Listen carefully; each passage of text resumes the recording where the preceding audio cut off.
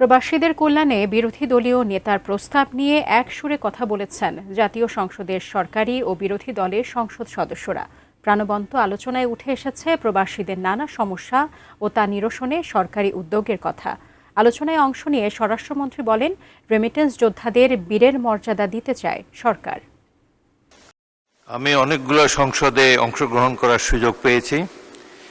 কোনো বিরোধী দলের নেতাকে কোনোদিন কোনো প্রস্তাব দিতে দেখিনি কোনো সংসদে। বিরোধী দলের নেতা হিসেবে সংসদের সাধারণ আলোচনার জন্য কোনো প্রস্তাব উত্থাপন করা বিরল ঘটনা। প্রবাসী রেমিটেন্স যোদ্ধাদের নানা সমস্যার সমাধান, কল্যাণ নিশ্চিত করা সহ রেমিটেন্স প্রবাহ আরও শক্তিশালী করতেই এই প্রস্তাব উত্থাপন করেন বিরোধী দলীয় নেতা ও জামায়াতের আমির ডক্টর শফিকুর রহমান।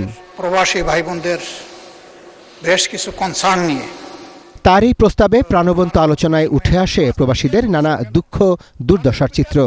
দালাল চক্রের কঠোর দমন, স্বরাষ্ট্রমন্ত্রী দমন যেখানে আপনি সেখানে।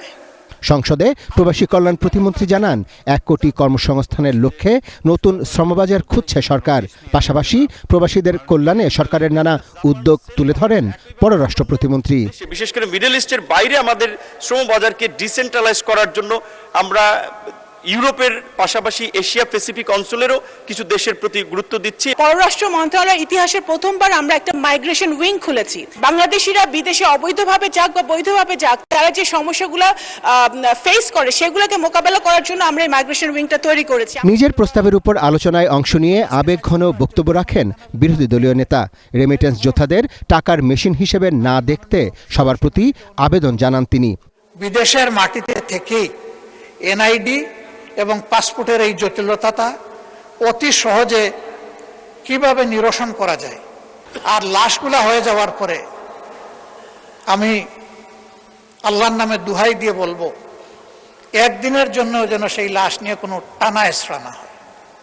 এই প্রস্তাবটি সংসদে উত্থাপনের জন্য বিরোধী দলীয় নেতাকে জাতীয় নেতা হিসেবে আখ্যায়িত করেন স্বরাষ্ট্রমন্ত্রী সালাউদ্দিন আহমেদ। সে সঙ্গে প্রবাসীদের পাসপোর্ট নবায়ন সমস্যার সমাধানে এরই মধ্যে উদ্যোগ নেওয়া হয়েছে বলেও জানান তিনি।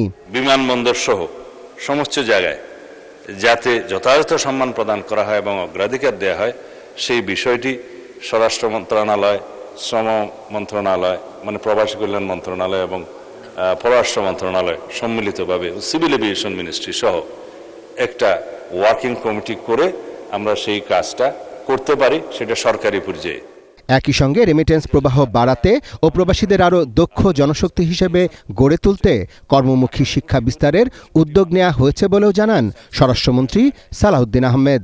সকল মানুষের 2 হাতকে আমরা কর্মের হাতে পরিণত করতে পারব। Arafat Siddiqui, ATN news, Dhaka.